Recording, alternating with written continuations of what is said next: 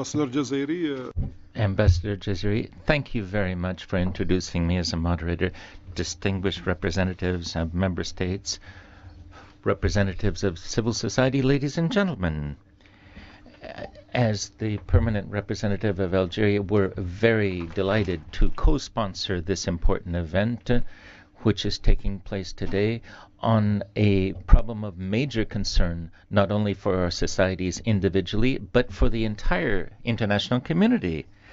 When it comes time to give some thought to de-radicalization and how we can go about this, you have to start with certain facts in the Arab world. The first fact is to say that terrorism and violent extremism are not sparing any country.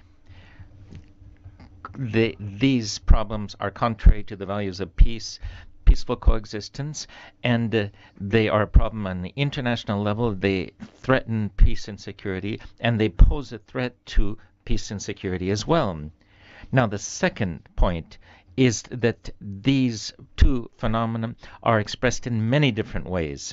There are attacks on sacred values. There is blasphemy of different kinds. There's also Islamophobia and, of course, xenophobia as well. There is also recourse to traditional weapons, but even chemical weapons, as was the case in Syria with Daesh and even in Japan with sarin gas in the Tokyo metro. And as another means of expressing this, there are hostage-taking, summary executions by terrorist groups. And finally, there's use of new information and communication technologies, and above all, their negative impact, particularly on young people and the most vulnerable. Now, the third fact is that in the face of the criminal effects and the potential threat of these global problems, there's a need for urgent action, collective action, and long-term measures. This must be an essential element of the UN agenda, and as you're aware, this agenda consists of different types of action. First, we have to combat the scourges of terrorism and violent extremism. There's also work to promote the values of tolerance, dialogue, and coexistence. Yet another point is the rule of law and justice. This is a point that we often bring up within the framework of the Human Rights Council, saying that efforts to combat terrorism must not have a negative impact on the promotion of human rights. And finally, a very important issue, that of socio-economic development, to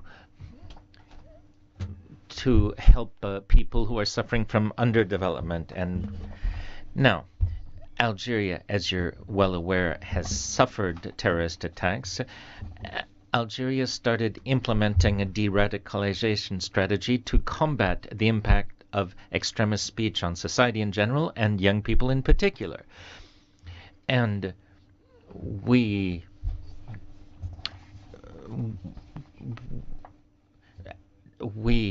came up with 7 main thrusts, just like the 7 capital sins. First of all, a policy of national reconciliation, whereby thousands of reformed terrorists were able to reintegrate into society. The second idea was that of taking policy and institutional measures, building a strong, just state based on the deepening of democracy and the rule of law, respect for human rights and fundamental freedoms, and the establishment of institutions and norms in harmony with our international undertakings. Now, the third thrust was taking security measures to preserve the constitutional order and ensure the protection of property and people. The fourth thrust was socio-economic measures. These are based on good governance, promotion of social justice, equal opportunity, efforts to combat social problems, efforts to combat unemployment, meeting the hopes of young people for better integration in terms of individual fulfillment, education, vocational training, job opportunities, and also access to credit and assistance with setting up small companies. The next thrust is reforming the educational system with a view to preserving the foundations of civic culture and reasserting the validity of universal values. The fifth thrust is reforming the legal and prison system by getting rid of extraordinary courts and replacing them by specialized centers, by implementing inside prisons a set of measures aimed at eliminating the impact of extremist speech and giving those who engage in such speech a chance for sincere change and reintegration into society via educational and professional training for detainees.